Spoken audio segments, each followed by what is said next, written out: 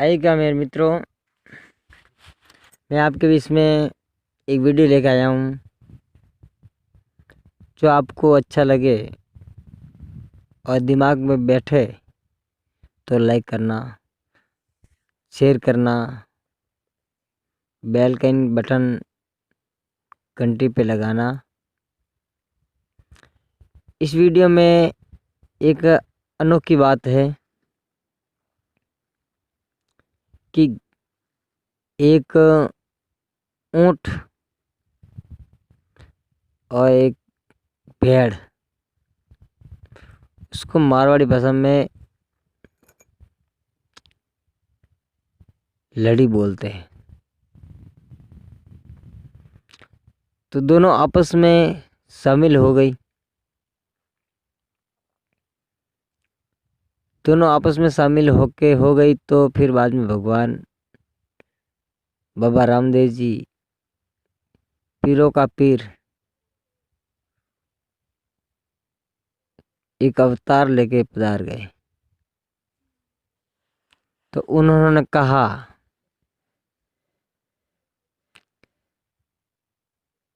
कि थोड़ा आपके बीच में, दोनों के बीच में क्या रिश्ता है कि इतना प्रेम भाव से आप रहते हो, घास फूस भोजन एक साथ में करती हो। तो भेड़ बोली कि प्रभु मेरा कोई रिश्ता नहीं है, ऊँटनी बड़ी है, मैं छोटी हूँ, उनकी होड़ नहीं कर सकती हूँ। तो भगवान ने कहा कि आपस में आप दोनों मित्र ऐसी हो तो शर्त कर लो, होड़ मार लो कि आपके बीच में क्या रिश्ता है क्या नहीं है। तो ऊँटनी कहने लगी कि प्रभु ऐसी शर्त लगाओ कि इस दुनिया में, राजस्थान या भारत, पूरा विश्व में ध्यान पड़े। वो अनोखी बात कभी नहीं कोई लोगों ने नहीं सुनी या नहीं सुनाई। ऐसी बात पर आप शर्त लगाओ तो मैं मंजूर हूं। तो भेड़ बोली कि ये ऊँटनी, तेरे मेरे बीच में राम है, जो भगवान के पास में पहुंचेगा, जो भगवान के दरबार में बाबा रामदेव जी के आंगन में पहुंच जाएला, पहुंच जाएला, या मैं पहुंच जाऊली, तो मेरा दूध जम जाएगा और मक्खन दही बन जाएगा।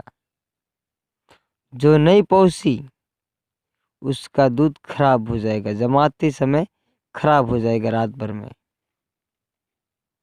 तो भगवान ने कहा, बाबा रामदेव जी ने, बहुत अच्छी बात है,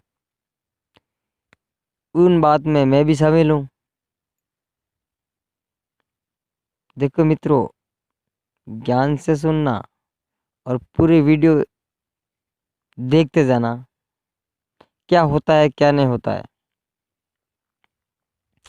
भगवान बाबा रामदेव जी उन दोनों को बीच में ताली वसन देकर और शर्त लगा कर चले गए।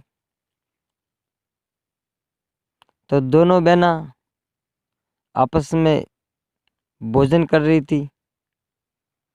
भोजन करते समय भेड़ ने बोली कि ऊँटनी, अभी अपन दोनों रवाना हो जाए, पहले भगवान के दरबार में कौन जाता है।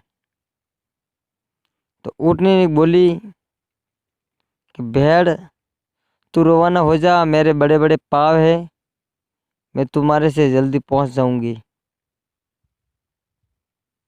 तो भेड़ बोली कि बहुत अच्छी बात है बहन। तो धीरे धीरे भेड़ रवाना हो गई उसका मुंह नीचे रख लिया, चरते चरते रवाना हो गई।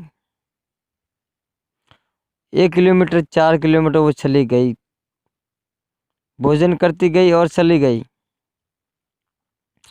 ऊँटनी मन में विचार करियो कि वो 4 पाव भरेगी तब मैं 1 ही पाव भरूंगा, तो उतने बराबर मेरा पाप हो जाएगा। वो सोचती गई और भोजन भी करती गई। जो समय बीतियो, भेड़ ज्यादा दूर चली गई।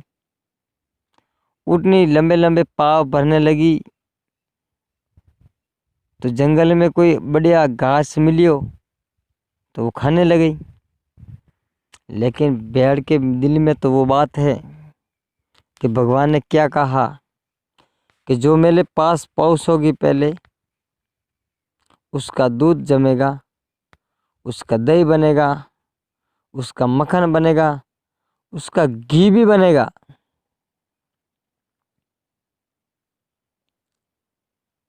तो लगभग भेड़ 5-6 किलोमीटर चली गई। ऊँटनी लंबे लंबे पाव भरते भरते जहाँ जंगल में घास मिल जाए उसे चरने लग जाए, पेट बुझारो चलाने लगी, भोजन करने लगी। ऊँटनी के दिल में यह बात है कि उनके पहला मैं पहुंच जाऊंगी। भगवान की दूरी 1-2 किलोमीटर की रही और ऊँटनी की दूरी लगभग 5 किलोमीटर की रही। भेड़ की दूरी 2 किलोमीटर रही और ऊँटनी की दूरी 6-7 किलोमीटर रह गई। तो भेड़ ने मन में विचार कर चलती गई, खाते गई, पीते गई,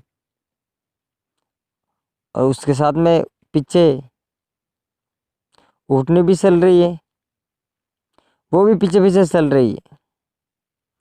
तो सबसे पहले ऊँटनी के पहले भेड़ पहुंच गई भगवान के दरबार में और 4 चक्कर लगा दिया मूर्ति को और भगवान को प्रणाम करने लगी और वहां खड़ी हो गई।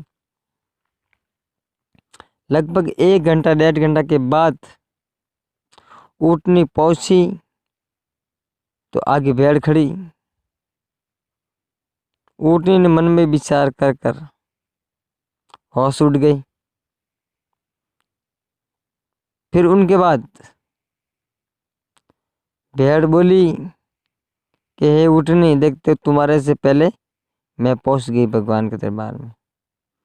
वे दोनों साथ में, भगवान ने कहा, बाबा रामदेव जी ने कहा कि हे दोनों बहना, जो मेरे पास पहले पहुंची उसका दूध कीमती होगा और जमा भी सकेंगे, दही बनेंगे, मक्खन बनेंगे, सास अलोंगे, वहां से घी भी बनेंगे।